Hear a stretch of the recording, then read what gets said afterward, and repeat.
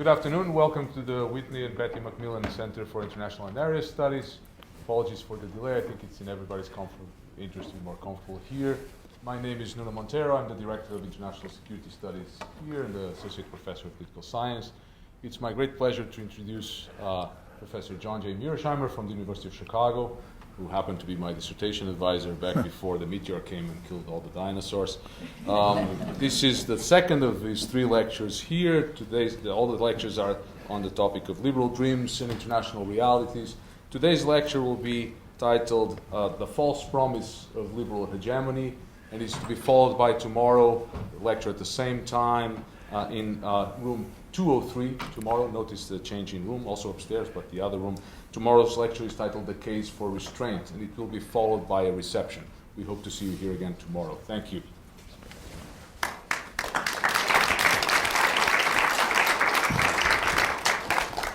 Thank you very much for the introduction, Nuno, and thank you again to Ian for inviting me to give the Stimson lectures. It's truly a pleasure to be here, and it's also an honor to deliver these lectures at an august institution like Yale. I also, as a good Marxist in the Groucho Marx sense of the term, am deeply humbled that so many people turned out to hear me talk that we had to change the venue. So thank you very much. I hope I can deliver a lecture that makes it all worth it. As Nuno said, tonight I'm going to talk about the false promise of liberal hegemony.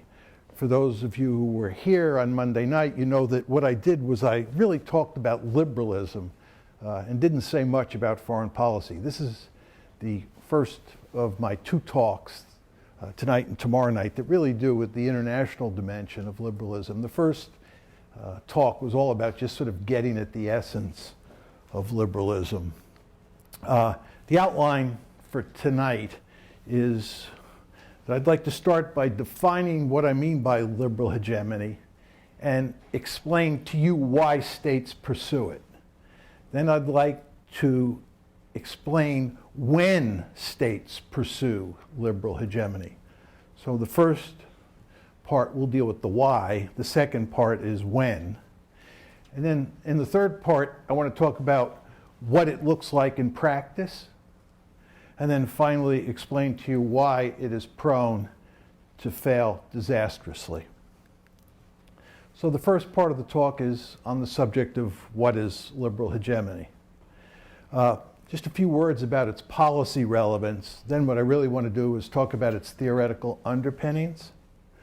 With regard to its policy relevance, I think almost everybody who studies IR in my world agrees that it has been the foreign policy of the United States since the Cold War ended, that the United States has pursued liberal hegemony.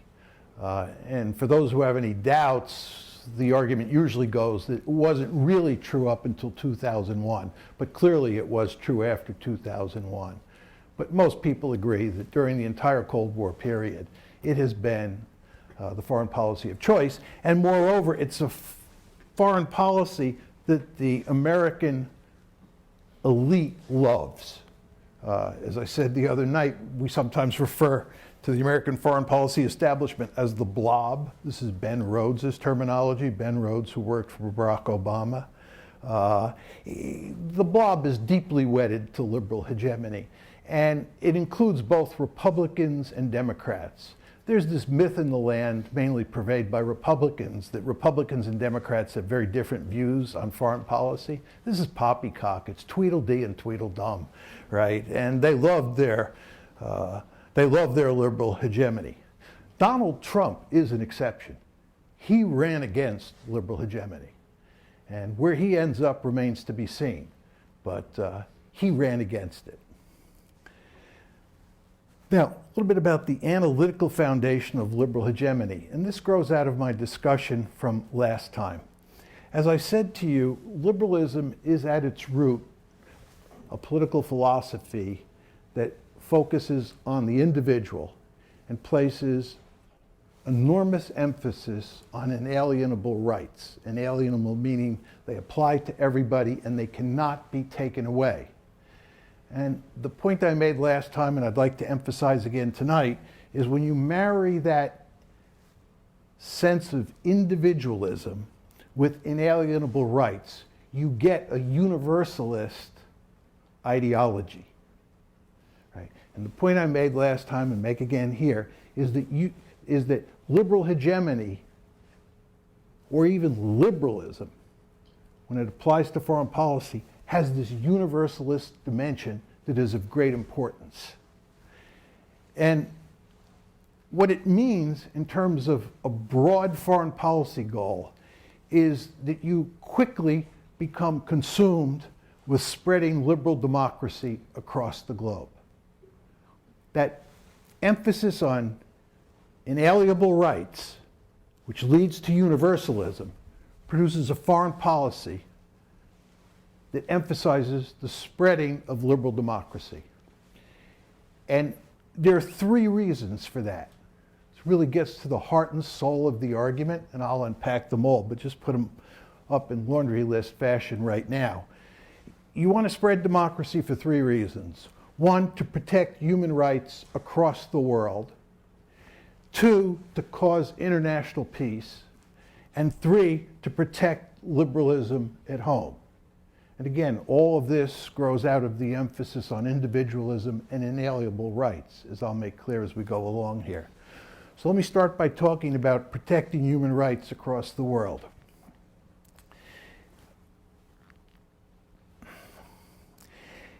The basic argument is that people who live in a far-off country are no different than people who live in your country. Borders actually don't matter very much. Rights are of great importance, and everybody has rights. And when the rights of non-Americans are being threatened, Americans have a responsibility to do everything they can to protect those people whose rights are being violated. And of course, the most important right here is the right to life.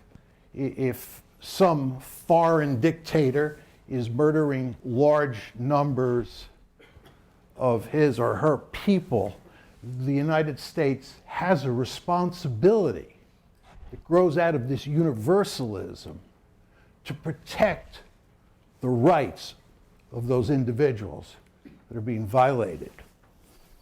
Now, this goes so far in the liberal discourse that you end up getting the argument that non-liberal governments are in a state of aggression with their own people. Just think about that statement. This is Michael Doyle, mainstream, prominent, liberal international relations theorist at Columbia University. He's basically saying non-liberal governments, no matter what they do, non-liberal governments are in a state of aggression with their own people.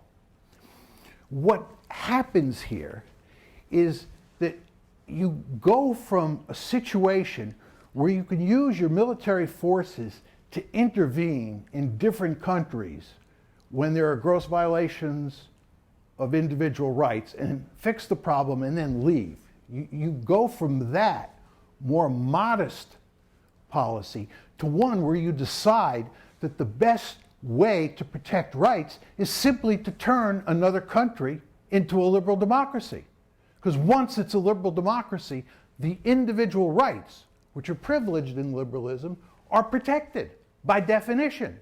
So if you have a planet that is filled with nothing but liberal democracies, the problem of gross violations of human rights is simply taken off the table. If you merely just act like a fire department and you only intervene in those situations where you see rights being violated, you fix it, and then you get out, you don't ultimately solve the problem. So what this emphasis on protecting rights does, especially when it's taken in the form that Michael Doyle lays out, it leads to the belief that what you want to do is populate the planet with liberal democracies. Second reason to spread liberal democracy, it leads to international peace. virtually everybody in this audience, I'm sure, knows all about democratic peace theory. Democratic peace theory is based on the basic liberal template involving rights and tolerance, right? It's the whole idea that people across the planet have a set of inalienable rights and that they tend to respect the rights of other individuals, right? And that leads to international peace, right? If you can spread democracy across the planet. In other words, if you create a world of all democracies, they're not going to fight against each other because people respect the rights of people in other countries and they're tolerant. The tolerance grows out of that emphasis on inalienable rights, as I talked about last time. This is basic democratic peace theory, and this is the basic liberal logic that underpins it. Right? Moreover, it solves the twin problems of nuclear proliferation and terrorism. Right? If you have peace, you don't need nuclear weapons. There's no need for nuclear weapons in a world where there's nothing but liberal democracies. And terrorism is certainly not going to be a problem because in the liberal story, liberal states never engage in terrorism. It's always non-liberal states. So the idea is to create a world where they're just liberal democracies. And this is the rationale for invading Iraq. Sometimes people will say to me, John, how can you say that invading Iraq was based on a liberal theory? Well, the invasion of Iraq and the Bush doctrine more generally, as I'll make clear as we go along here, was based on the assumption that if you could go into Iraq, go into Iran, go into Syria, you could turn the greater Middle East into a sea of democracies. You could turn them into a sea of democracies, cause peace, there would be no nuclear proliferation, and there would be no terrorism. That's what they thought would be the end result. This is why the Bush administration thought that al-Qaeda itself was not the problem. Al-Qaeda was part of the problem, but rogue states in the Middle East, rogue states meaning non-democracies that don't dance to America's tune, have to be turned into liberal democracies. So once that happens, then you turn the Middle East into a zone of peace. And oh, by the way, this is exactly what happened in Europe, according to the liberal story. Why do we have peace in Europe? Because it's filled with liberal democracies. And I'll talk more about this in the context of NATO expansion. They don't fight each other. You don't get terrorism. You don't get nuclear proliferation. Third, just on the business of international peace.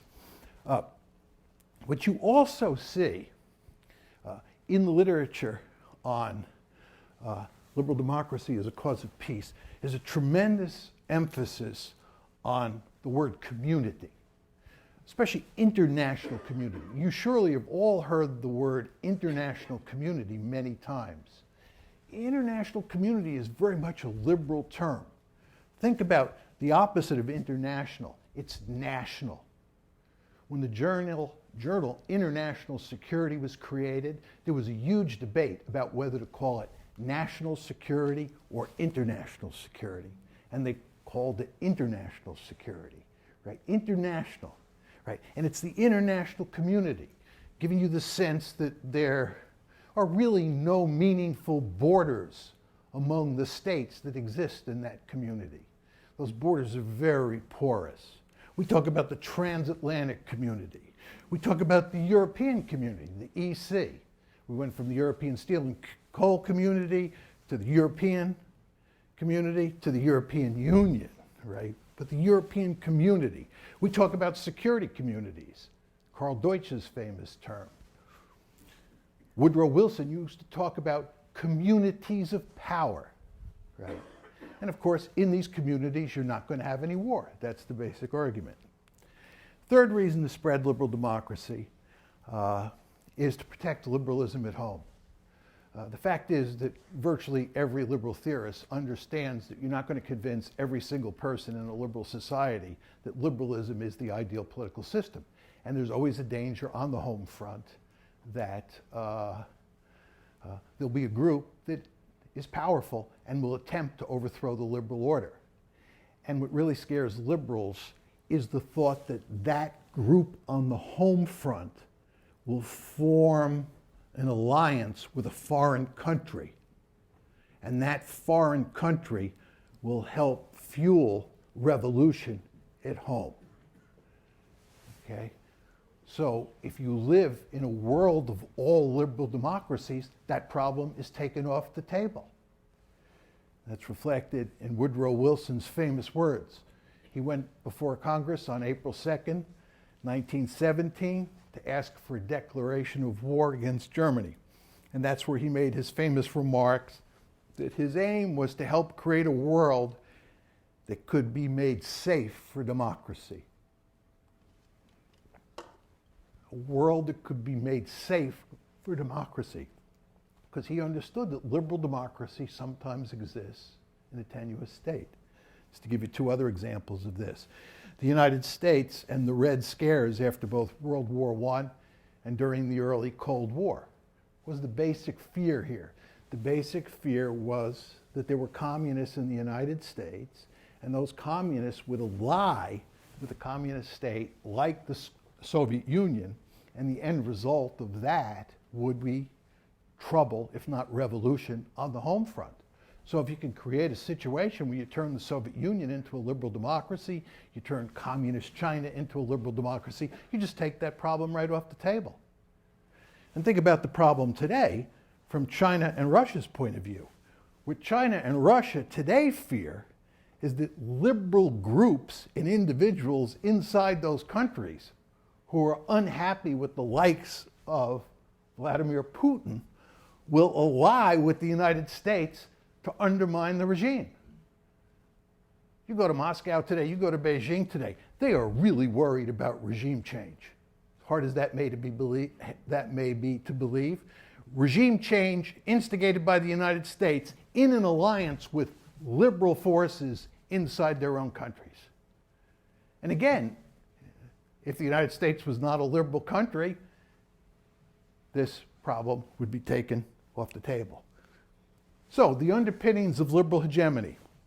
Emphasis on individualism plus inalienable rights gives it a powerful universalist impulse. And that impulse leads to a foreign policy committed to spreading liberal democracy around the world for those three reasons. When do states pursue liberal hegemony? This is the second big question. My argument is it depends largely on the structure of the system. It depends largely on whether or not the system is bipolar, multipolar, or unipolar. If it's bipolar or multipolar, in other words, if there are two or more great powers in the system, states cannot pursue liberal hegemony. They have to act according to balance of power logic. And in a minute, I'm going to explain to you why that is completely consistent with liberal theory. But just for now, understand that my argument is when there are two or more great powers, each of those great powers has to worry about the other great power, and therefore has to worry about the balance of power, and has to act according to balance of power logic. In a unipolar system, where there is a single great power, this is the United States, of course, when the Cold War ends, you can pursue liberal hegemony because you don't have to worry about the balance of power, because there is effectively no balance of power. You are Godzilla. And you are free to do pretty much what you want. And you understand what's happening here. If you're Godzilla and you have this liberal impulse hardwired into you, you know what you're going to do. You're going to try and create democracy all over the world. I'll say more about that in a second. But unipolarity is where you get liberal hegemony. And as I said, this is consistent with the liberal formula for dealing with conflict. Remember what I said last time. Liberalism at its root is a theory of conflict. Liberals assume that you have individuals, and those individuals cannot agree on first principles in all cases. And sometimes the disagreement over first principles is so powerful that people want to kill each other. And that is why you need the night watchman state. There's no liberal theorist who says you don't need a state. The three-part solution or formula for preventing conflict is number one, inalienable rights. If everybody has rights and everybody has the right to life, not going to be a lot of killing if you can convince people of that. Furthermore, there's going to be a lot of tolerance. So purveying the norm of tolerance is very important in the liberal story. But all liberals understand that emphasizing rights and emphasizing tolerance, those two things together, is not enough. You need a night watchman state. Think about the state of nature.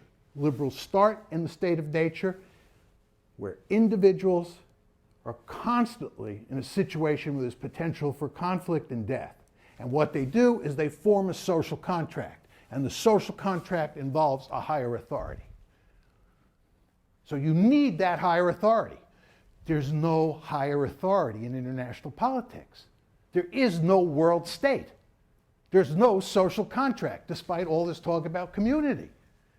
Therefore, if you're surrounded by other great powers, you have no choice but to compete with them, according to liberal logic.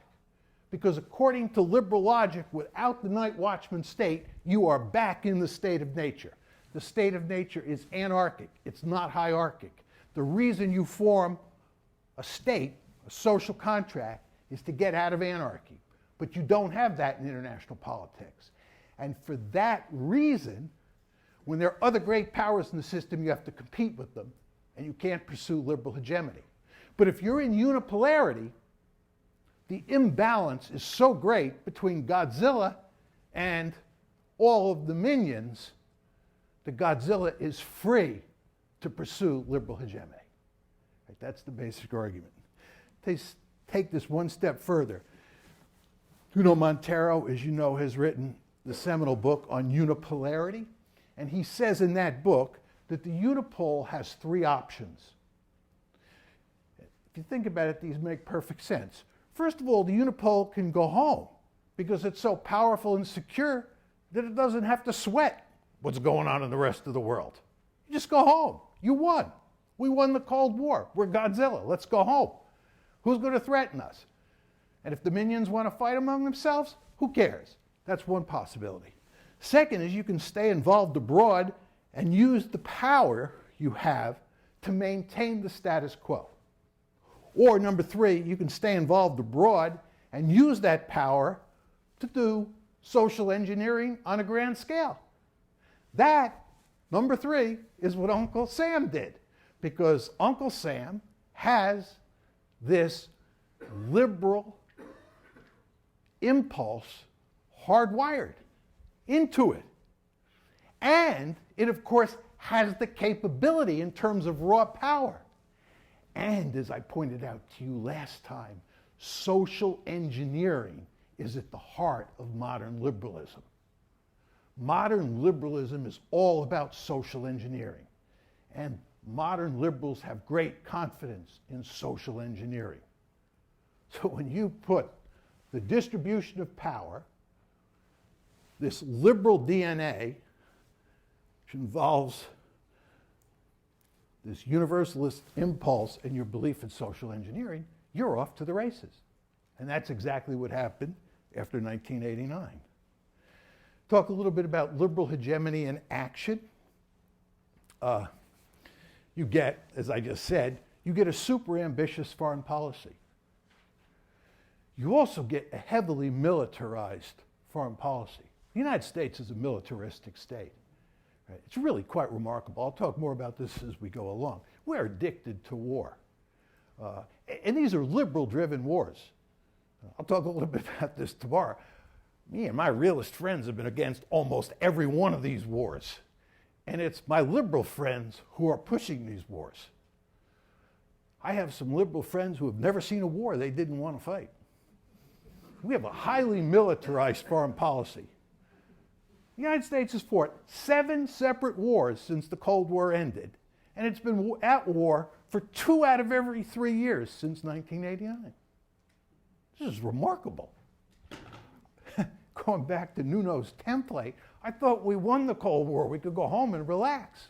We're so powerful. But no, that's not what we did. And we did it for liberal reasons. Liberal hegemony action. 2 cases. Let's talk a little bit about NATO expansion.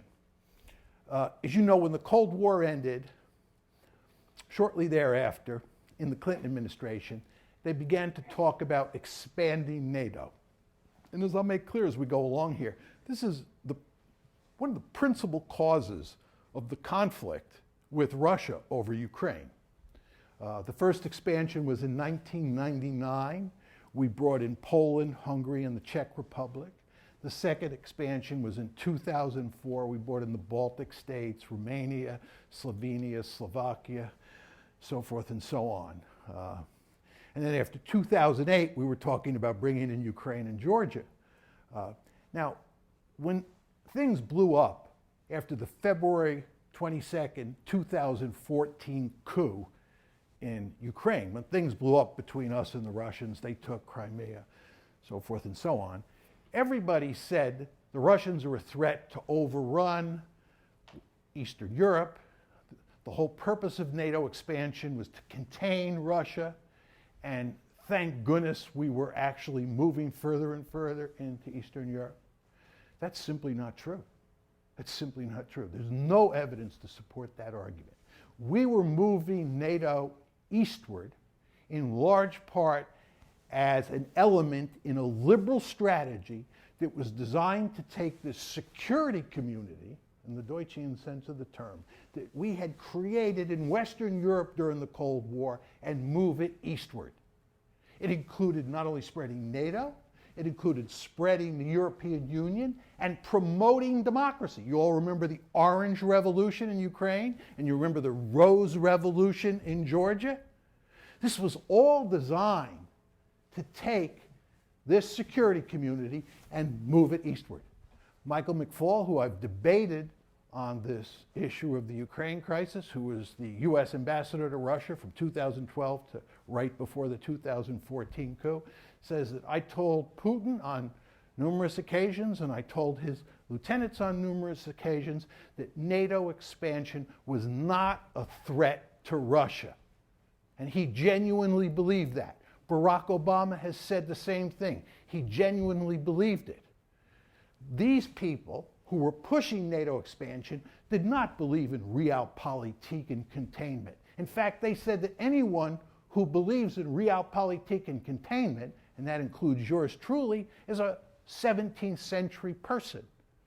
That's right. We're dinosaurs. That world has gone away with the end of the Cold War.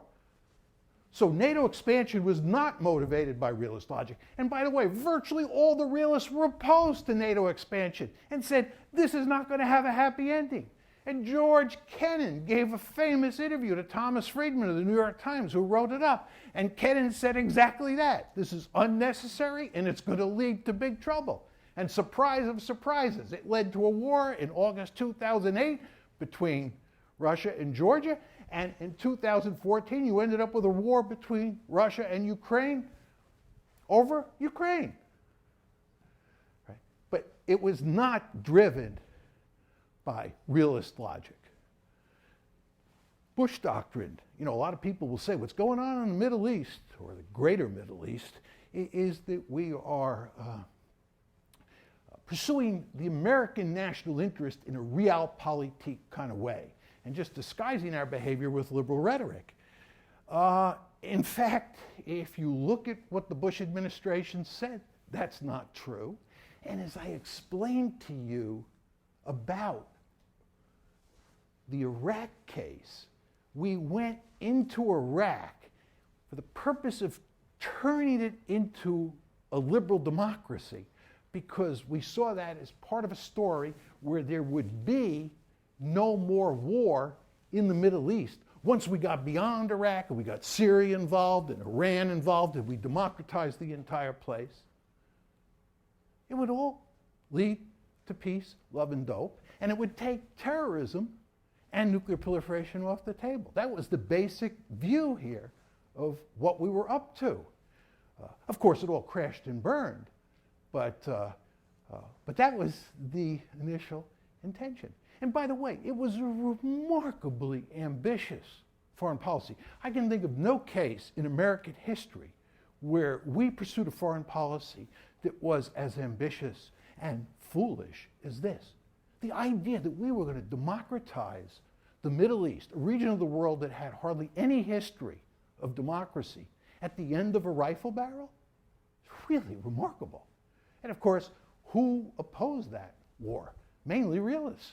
Some liberals did, much to their credit, but mainly realists. Why is liberal hegemony doomed? Reason number one. Social engineering in foreign countries is an extremely difficult enterprise under the best of circumstances.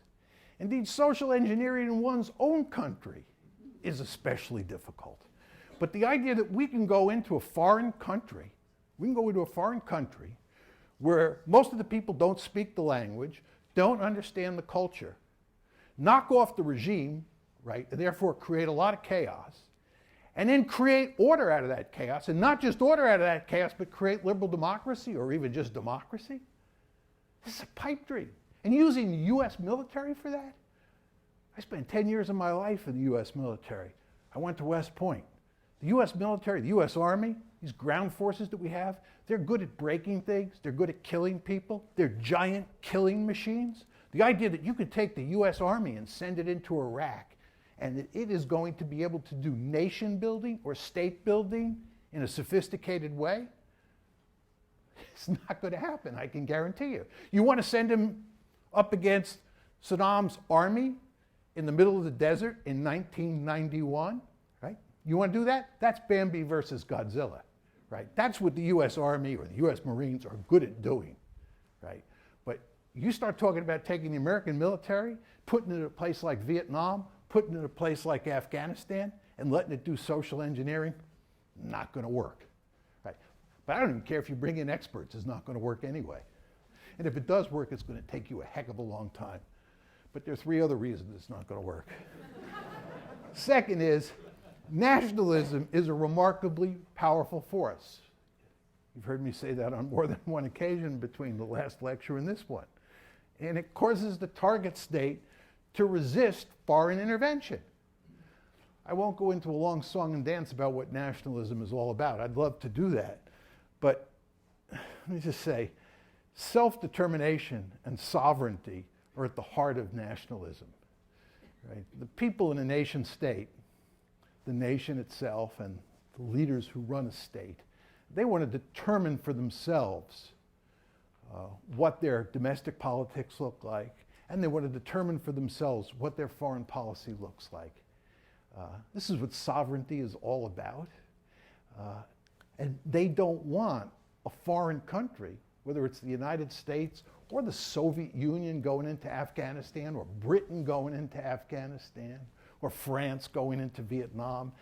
These people don't want foreigners running their politics. They don't want foreigners occupying their country. And who can blame them? As I point out here, think about the US outrage over claims that the Russians interfered in the 2016 election. Apparently, from reading the newspapers, this drives Americans crazy. The idea that the Russians interfered in our elections. Well, we interfere in elections all over the planet. We interfere in the politics of states all over the planet. We think we have a God-given right to go into any country, violate sovereignty, if it's done for just purposes, which means promoting liberal democracy. We have a rich history of it, as you know. But as my mother taught me when I was a little boy, what's good for the goose is good for the gander. If we're jealous gods when it comes to our sovereignty, Don't you think that people in other countries are going to feel the same way? Don't you think the Vietnamese, after World War II, are going to want the French out? And then when the Americans replace the French, don't you think they're going to want us out? They are.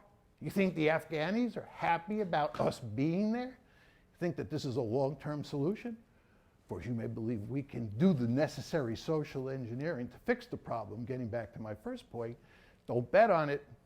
You understand that Afghanistan is the longest war in American history, and we have now spent quite a bit more money on fixing Afghanistan than we spent with the Marshall Plan. And look at the results. Not pretty. Reason number 3, individual rights. This whole concept of inalienable rights are oversold. If you sort of look around the world at surveys and you look at a number of historical cases, what you see is that people generally think rights are important, but they don't privilege them to the extent that the theory says they should. And people will often sacrifice rights for stability. There's a lot of survey data that shows that this is true today in the Middle East. Hardly surprising. If you lived in one of those countries that the United States has helped wreck, would you be interested first and foremost in creating liberal democracy, or would you be interested first and foremost in creating some stability? I think the answer is quite clear. Go to Russia today. Right? First time I ever went to Russia, I talked to all sorts of people about this issue. How do you think about liberal democracy? Liberal democracy means one thing to them, the 1990s. Tried that, been there, and it was a total disaster. Thank God we have Putin. If he's not a liberal Democrat and he is a semi-authoritarian leader, more power to him. That's the answer you hear most of the time. Can you blame them? But what this means is that liberal democracy is not always an easy sell. It's not like you're going abroad and everybody's out there just demanding liberal democracy. Oh my God, this is the most important political system in the world, and if we can just get it, we'll live happily ever after. This is not to say that there aren't many places where they would prefer liberal democracy over some semi-authoritarian system. There are cases like that.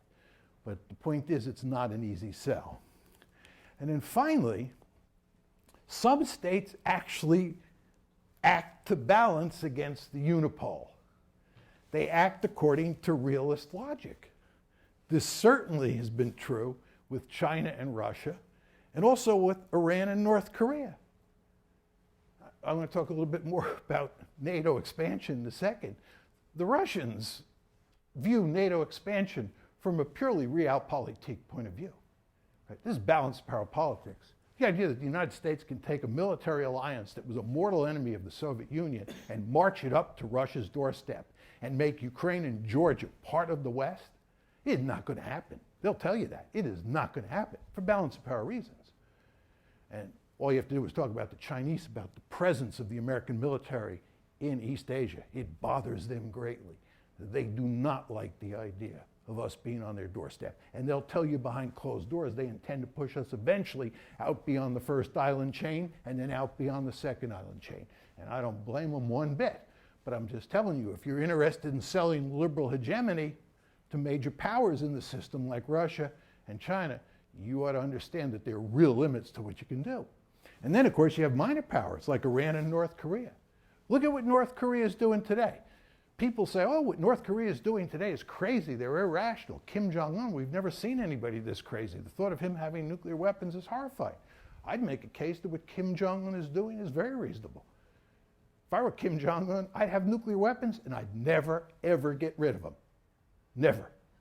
Why? Because the United States is running around the world knocking off regimes. That's what liberal hegemony is all about. That means if you're not a liberal hegemonic state, think about what Michael Doyle said, you could be in the crosshairs. And how do you prevent regime change? The best way to do it is have nuclear weapons. We don't like that for understandable reasons, but from their point of view, it makes eminently good sense. Iran, I've said in public on a number of occasions, if I was the Iranian National Security Advisor, they'd already have nuclear weapons. And I can guarantee you that if they had nuclear weapons, the Americans and the Israelis would not be threatening them. Very simple. But the point that I'm trying to make to you here is that some states resist. Not all of them, but some. Some were foolish, like Colonel Gaddafi. We promised Colonel Gaddafi that if he gave up his WMD programs, we'd leave him alone. You know where he is now. He's 6 feet under. Right? 6 feet under. Very foolish. Bottom line here is, if you can balance, balance. And some figure that out. So anyway, my basic argument is that liberal hegemony is doomed because social engineering is wickedly difficult, nationalism causes significant resistance, individual rights matter, but not that much, and it should be number 4, realism remains a key factor for some states. Talk a little bit about the Ukraine crisis. As I said to you before, NATO expansion, EU expansion, and spreading democracy were all about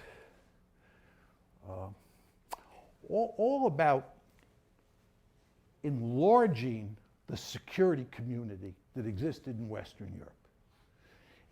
And there was even thoughts of eventually bringing the Russians in. It was not balance of power politics. But what happened is that after the April 2008 NATO summit in Bucharest, where we said that Georgia and Ukraine would become part of NATO, you had shortly thereafter, in August 2008, a war over Georgia, and then in 2014 you had the war over Ukraine. Remember, 2008, April 2008. Look at the communique that was issued after the Bucharest NATO summit. It said that Georgia and Ukraine will become part of NATO. And you had wars involving both of those countries. And the Russians have no intention of letting either Georgia or Ukraine become part of the West. They'll wreck both those countries before they let it happen. This is basic geopolitics. And what's happened to Putin? Putin's standing has gone up significantly. Why? Basic nationalism. Nationalism at home.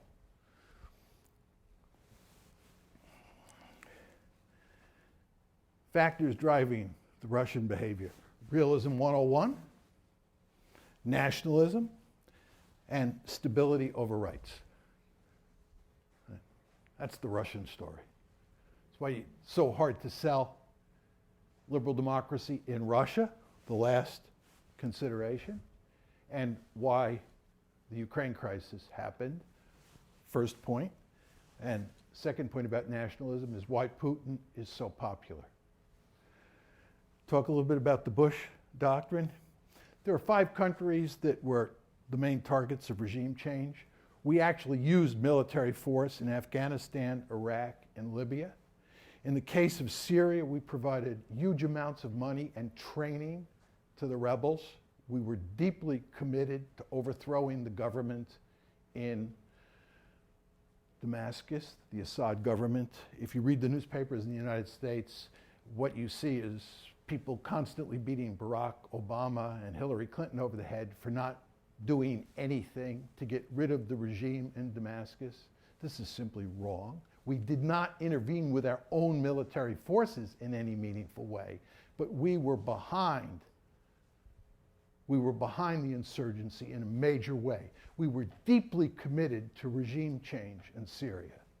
And we were also involved in regime change in Egypt. We helped get rid of Mubarak, and then when the Muslim Brotherhood won a democratic election, we helped usher that leader, Mohamed Morsi, out of power when the Egyptian people and the United States became disenchanted with Morsi. But if you just sort of look at those 5 cases, Afghanistan is a disaster zone, Iraq, another disaster zone, Libya, another disaster zone, Syria, another disaster zone. And although we had a brief interregnum where we had liberal democracy or democracy in Egypt, that lasted about a year. And now we're back to where we have a thug in power who we're comfortable supporting. Right? This is an abysmal track record. Just think of all the death and destruction in the Middle East since 2001. It's really stunning.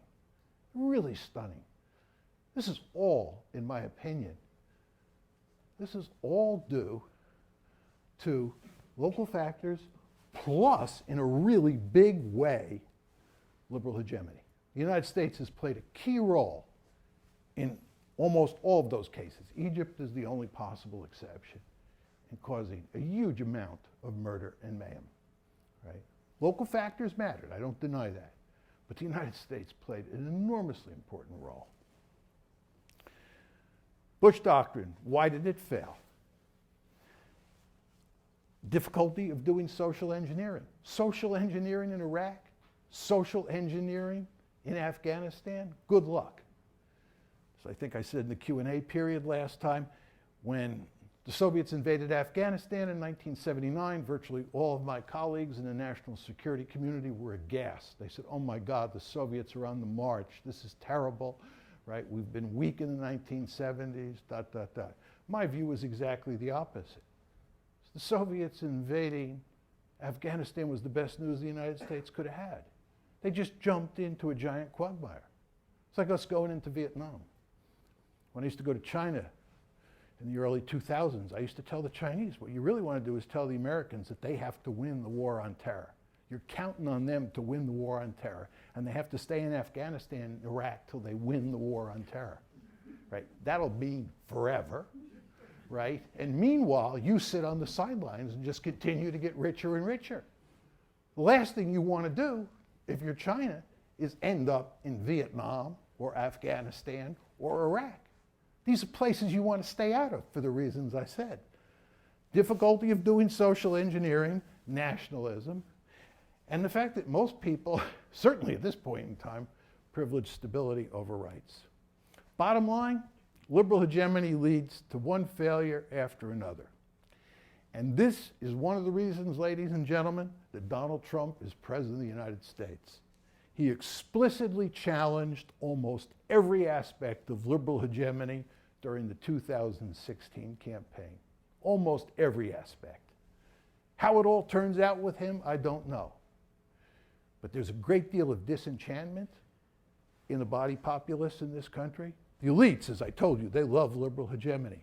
But the body politic, not so clear. A lot of disenchantment.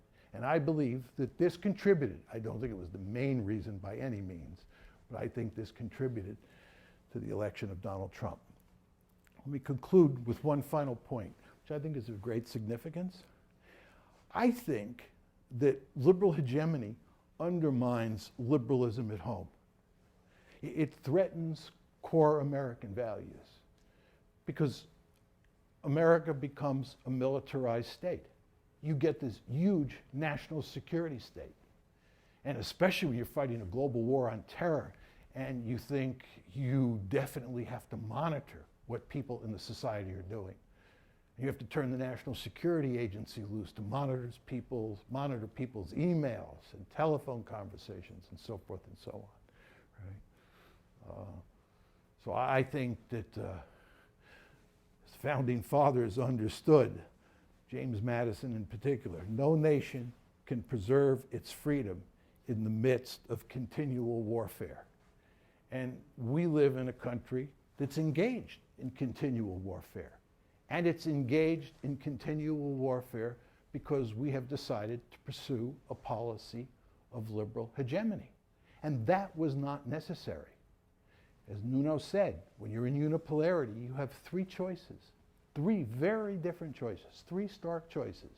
And we decided to do massive social engineering at the end of a rifle barrel. We tried to create a planet that's filled with liberal democracies. And it failed. And that's where we are today. Thank you.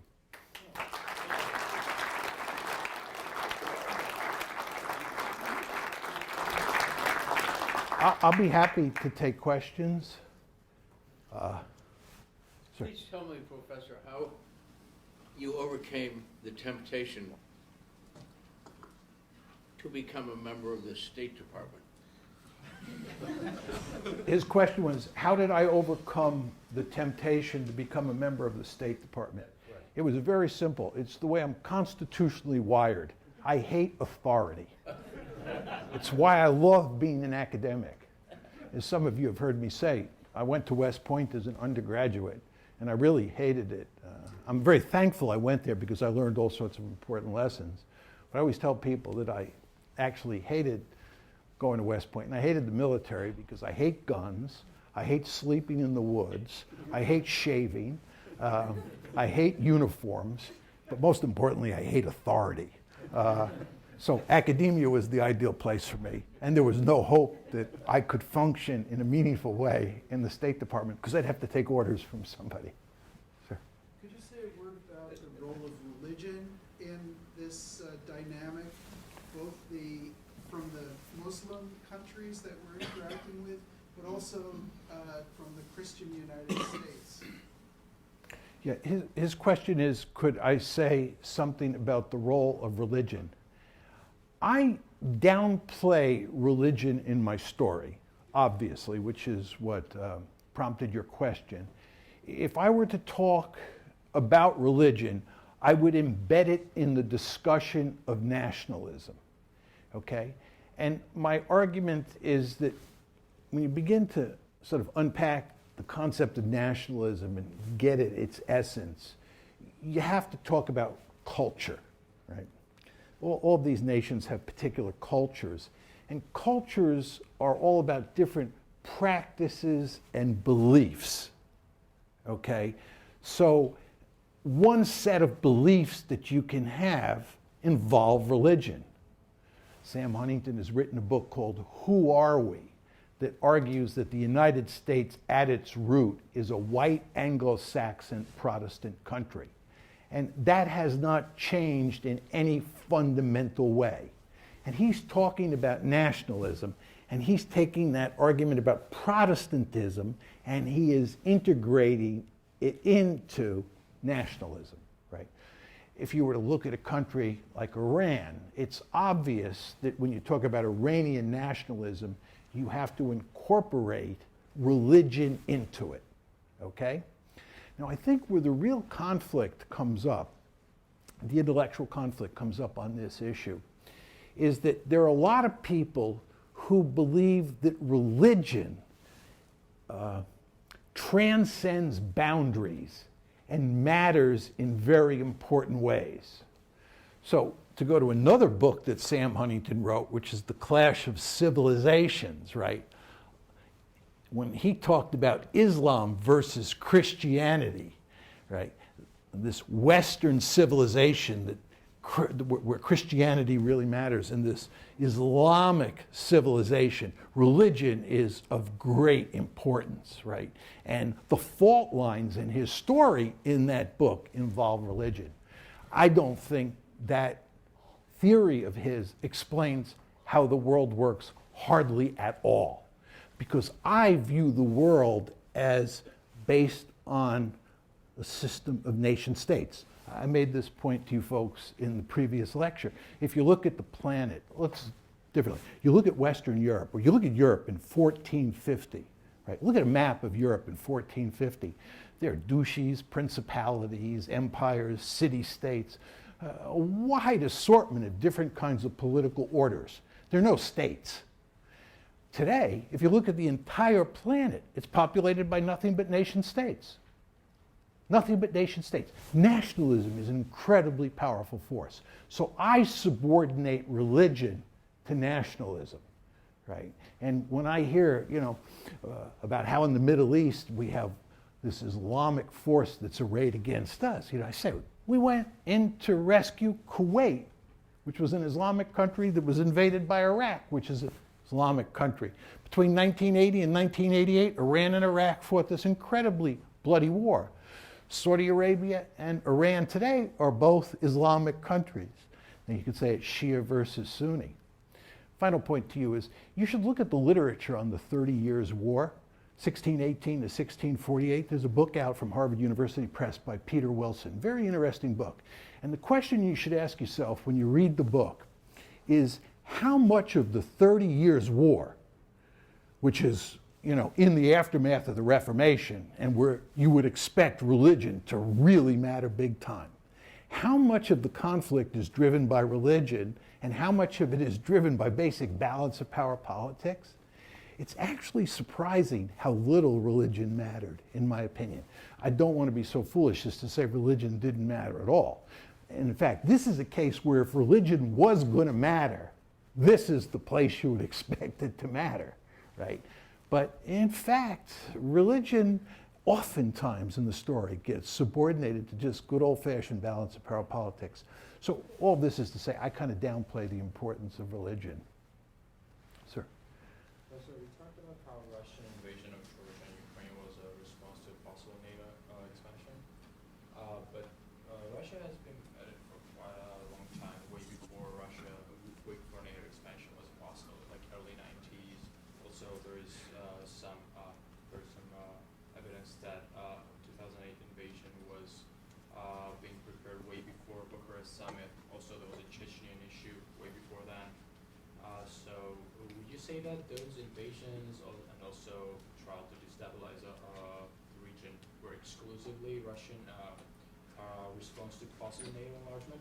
Or do you also think they're trying to increase their influence in the region as well? Okay, let me repeat your question for everybody, and you correct me or fill in the blanks if I don't exactly represent your question. He's basically challenging me on the point that NATO expansion caused the Russian reaction over Georgia and over Ukraine. And he's saying that there's evidence before 2008, which is the key point that we both agree on. Before 2008, there was evidence of Russian aggression. He said, for example, there's the case of Chechnya, right? And he said there's evidence that the Russians had plans to invade Crimea and Ukraine before the 2008 crisis. And Georgia, before the 2008 crisis, okay? I disagree with you, and here's why. First of all, Chechnya is inside Russia. It's not outside. So that's not evidence of aggression. Secondly, I've spent an enormous amount of time trying to find evidence that the Russians had contingency plans for taking Crimea before February 22nd, 2014. I can find no evidence. My point was they were not planning to take Crimea in 2008. My point is that they had made plans to invade Georgia way before Bucharest summit in April. And also as for Chechnya was an independent country before it was Sovietized in 1991, I believe. Yes, but we're talking about after 1990. And Georgia was also a country that briefly before it was Sovietized, and then it was very independent. So what I'm saying is that it was not always with Russia. Chechnya was always with Russia. I think there's no evidence of Russian aggression. And just, if you look at the deployment of Russian forces in the western districts of Russia, there are hardly any military forces there in February of 2014. And in fact, if you look at the Russian case, and by the way, if you go to Russia today, you'll find the same thing. The Russians do not want an arms race with the West. They do not want an arms race with the United States. And they don't want an arms race with the United States because they understand that what got the Soviet Union into trouble was that the Soviet Union spent too much money on defense and not enough money on refurbishing the economy. And this is a country that is in economic trouble. It's a giant gas station. They understand that they have to modernize the economy, and that involves spending lots of money. And you can't do that if you're fighting wars with the West. Furthermore, I believe the Russians, especially Putin, are very sophisticated strategists. And they understand full well that the last thing they want to do is invade a country in Eastern Europe and occupy it. Right? It would be the height of foolishness. Right? I often say to people, if you really want to wreck Russia, what you ought to do is encourage them to invade a couple countries in Eastern Europe. Let's see how that works out. Not very well. Or if you don't like that, you can have them invade Afghanistan again. They can go in and take over for us, right? I think the Russians understand this, that expansion, this is the power of nationalism. You know, I've made the argument on a number of occasions, the two principal blocks against military aggression today are number one, nuclear weapons, and number two, nationalism.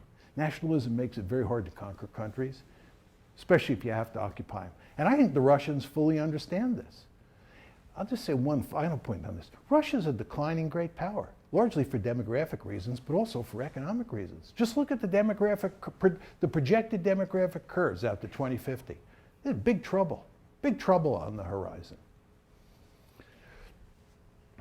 Sir. Yeah. First of all, thanks for the comments so far. While I agree with most of what you've said, I'd like to challenge you on 3 points. 3?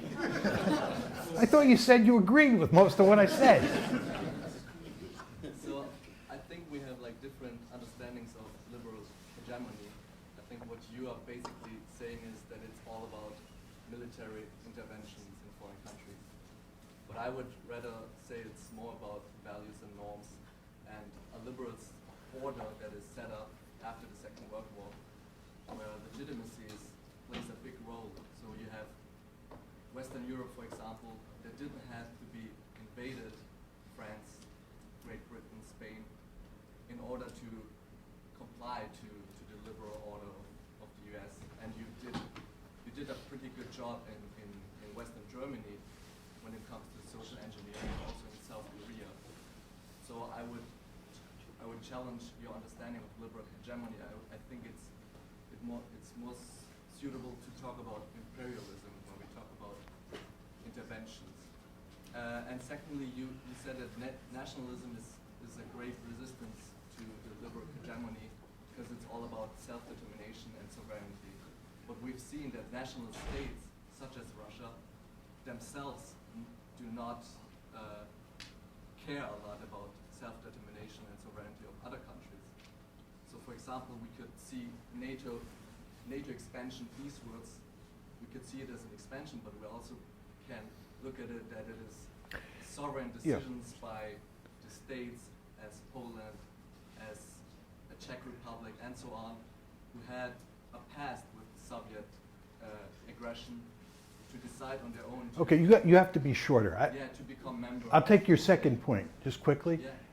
My argument, which I did not expound on just because of time, is that states care greatly about their own sovereignty, but great powers especially violate the sovereignty of other countries all the time. That's Okay. not a characteristic of liberal hegemony. Pardon? It's not It's not only liberal hegemony that behaves that way. That may be true, but nevertheless, if you're going to pursue a policy of liberal hegemony, you want to understand that when you invade other countries, you're going to bump up against nationalism. That was my point. But you're absolutely right. I mean, we went into Vietnam, a remarkably foolish decision, right? Because we believed in the domino theory, which is sort of a misguided realist view of the world. We didn't go in there for purposes of promoting liberal democracy, but still it happened there. What was your first point again? About values. A narrow understanding of liberal hegemony, just Yeah, basically about interventions and not about like putting up international institutions Okay. that pursue a liberal order. Well, I think the most powerful point you made, that's the most difficult for me to deal with, is your point that we actually made liberal democracy work in West Germany during the Cold War. And again, as I said in the talk, we created this zone of liberal democracies in Western Europe. And then your other point was South Korea. We're eventually in South Korea. It took quite a while. We got a liberal democracy. I just make a couple points just to stick to Western Europe. First of all, we were an occupier in Western Europe, especially in Germany. But we were an occupier in large part because there was this thing there called the Soviet threat that the West Europeans feared greatly, the Americans feared greatly, and the West Europeans wanted us there to protect them. That's point number one. Point number two is just to take Germany. Germany actually had a rich history of democracy, right? Weimar Germany was a liberal democracy. And there's a whole literature that argues that Germany was a democracy, a liberal democracy, before World War I. Now that's a disputed claim, but there are people who make that argument.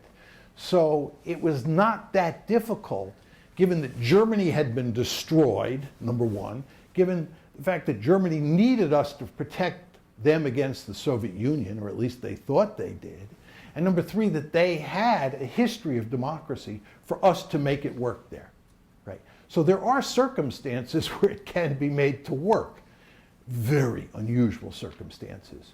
But what happens in the cases that we're talking about is you get the United States invading countries that have hardly any history of democracy, don't face external threats except from us, right? And it therefore becomes very difficult. Yes? In countries that are lacking in the history, liberal democratic history, and where there's a really high level of internecine violence, Iraq, Syria, maybe to a lesser extent Burma these days, what would your theory say about whether it would be better or worse for those countries to maintain their territorial integrity or to split apart? I don't have anything to say about that in my theories, so to speak. I mean, I have views on those subjects. But there's no kind of overarching theoretical thought about whether that violence is better contained within a nation state or kind of between nation states? No, I mean, not as part of the argument that I'm making up here. I mean, I had all sorts of views and wrote about this in the 1990s with regard to Yugoslavia, but we'd really get off the trail if I started talking about that. And I'm not sure I could remember everything I said at the time. Sir? Yes, I really appreciated what you said about Germany. How would you, though, is it possible to make the same argument with respect to Japan after World War II, or I mean, similarly, was the United States then looking at the China threat, or how do you think about that? Well, the Japanese case is similar to the German case. First of all, Japan was destroyed, much the way Germany was destroyed. One cannot underestimate the extent to which these two countries were destroyed. In the Japanese case, we were firebombing Japanese cities starting on March 10th, 1945. And we killed more people the first night we firebombed Tokyo than were killed at either Hiroshima or Nagasaki. We were burning Japanese cities to the ground at an incredibly rapid pace. And then we dropped 2 nuclear weapons on them. And there were very few Japanese cities left that weren't wrecked. And they had suffered a devastating defeat in the war. Lots of Japanese had died. So this was a wrecked country. And they did believe they, too, faced the Soviet threat. And you want to remember that in those days, people believed when North Korea invaded South Korea on June 25th, 1950, that North Korea was a Soviet proxy, and people believed in the domino theory, foolish as it was, and the Japanese, therefore, were very nervous. And of course, they were very nervous about the Chinese as well, because the Chinese and the North Koreans and the Soviets and the North Vietnamese were all seen as part of a seamless web. These were people who did not appreciate the importance of nationalism, okay? And so they had that. But also, Japan did have a period where it was a liberal democracy. And that was mainly in the 1920s. I don't think it was as progressive as Germany was, Weimar Germany, but nevertheless, I think the basic ingredients were there. The other case that's raised, by the way, against me sometimes are the Eastern European revolutions in 1989, right? Because there you got democracy. And the argument that people like me make is that that was from the bottom up. What happened in 1989 was not a case of the United States causing regime change and helping to create a liberal democracy. It was the collapse of the Soviet Union and the evacuation of Soviet forces, and in a very important way, the return of sovereignty to those countries where there were powerful democratic or liberal democratic forces down below that bubbled up. Because I remember in the context of the Iraq War, opponents of that war, like myself, argued that things would go south, as I believe they did. And many of the proponents of the war, this is the Iraq War in 2003, would argue that the experience of the various countries in Eastern Europe showed that once you got rid of a dictator, right, once you got rid of an authoritarian leader, that democracy would bubble up from the bottom. And of course, that did happen in Eastern Europe, but we didn't do it. And the situation in the Middle East was fundamentally different. Yes, ma'am. Yeah, I have one question that goes right off of the point you just made, and then a challenge I'd like to make to something you said earlier. So my question is, where do people fit into your theory, and in particular, people's preferences for democracy and the right to life? So you just used the examples of the Eastern European countries, but in cases where you do have a group of people that are mobilizing, or at least starting to vocalize a preference for democracy where they don't have that, are those places only right for democracy if there is enough of a critical mass, and therefore, whether it's the United States or any other country ought to leave them be until there is a popular revolution like that? Where do people's preferences for democracy fit into your theory? And then to go back to a point you made. Could I answer your first question first, just because I'll forget it? I'll answer your second question too. Yeah, and the second, it actually wasn't a question, it was a challenge to something you said earlier. Was it the first? Go ahead, you could ask both of them. In your slide about Donald Trump's election, you gave a lot of credence to this idea of American spreading of liberal hegemony being the explanation for why he had such popular support, but that seems to ignore a lot of what was happening domestically. So either Donald Trump is the genius and he was able to figure all of this out and then get elected based on that, or there's more in terms of what was happening at home, and again, people's preferences for the future of their country. So I'd be curious to hear thoughts on both of those. Just on the second part, I think what was going on at home was more important than foreign policy. I didn't mean to oversell foreign policy. I thought I used qualifying language. I was not arguing that the principal reason he got elected was that he opposed liberal hegemony. I just said it contributed. I think your description is on the money, that it was mainly domestic politics. The fact that there's a large amount of resentment in this country involving jobs and income and so forth and so on, those kinds of things I think really mattered more. But I was just saying this contributed to it. And your first question is, where do people fit in? And I think you said, where do people's preferences fit in, especially preferences for democracy? Well, first of all, I think people are a big part of my story when it comes to nationalism, right, for sure. And I understand your point about preferences. And I think if people in a particular country want to become democratic, that's wonderful. As I said in the first lecture, my views on liberal democracy at home are fundamentally different than my views on liberal democracy abroad. I thank my lucky stars. I was born in the United States, which is a liberal democracy, and I think, all things considered, I prefer to live in a liberal democracy than any other form of political system, any other kind of political system. But my argument is, when you take it abroad, it leads to all sorts of problems. I tend to favor self-determination, and I believe that if people want to become democratic, that's up to them, right? And it's not our business to go in and influence things one way or the other. And I think you end up getting into lots of trouble. Now, some people might say, you might say, that John, you can do this in a sophisticated way. The problem is that we've behaved in blunderpuss fashion in the past. Let's do it in a sophisticated way. Let's pay attention to the preferences of people in other countries and so forth and so on.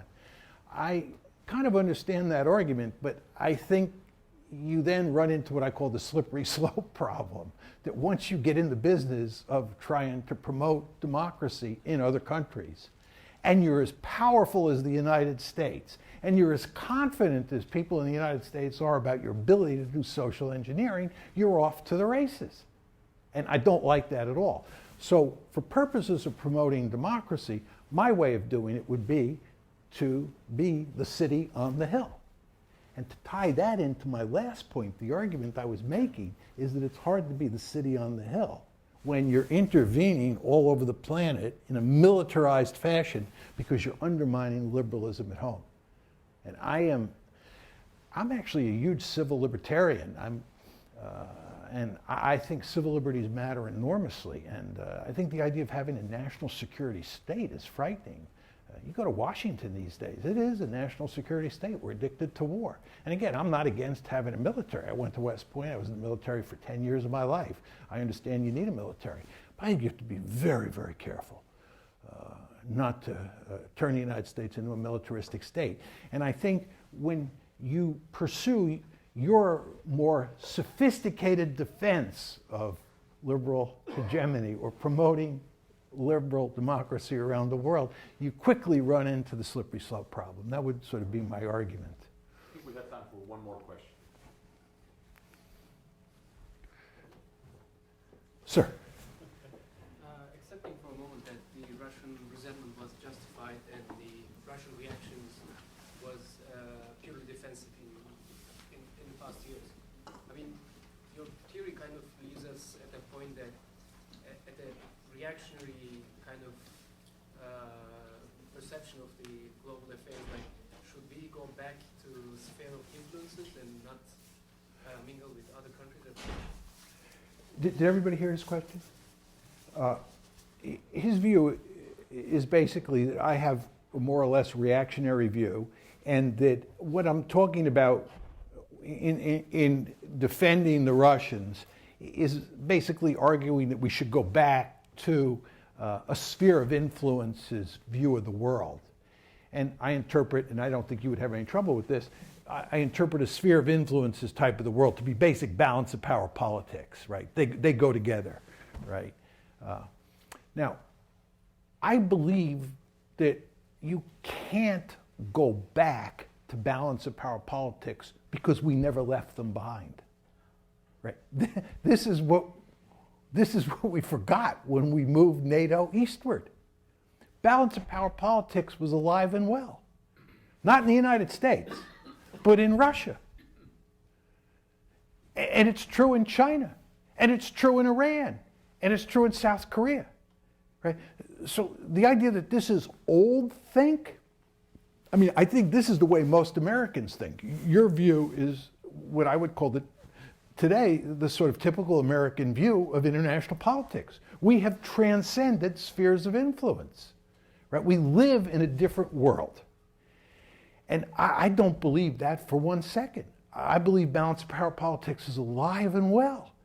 And this is why we got ourselves in so much trouble on Russia. Now, I just want to unpack this a bit more. Talk about the rise of China, okay? If China continues to rise and Russia continues to come back from the dead, we move from unipolarity to multipolarity, or if you want to excise the Russians and just talk about the Chinese and the Americans, you move back to bipolarity. Okay? Now remember what I said in the presentation. If you're in a bipolar world or you're in a multipolar world, you cannot pursue liberal hegemony. Right? So my argument is that if China continues to rise, the United States will engage in an intense security competition with China, where balance of power politics and spheres of influence matter greatly.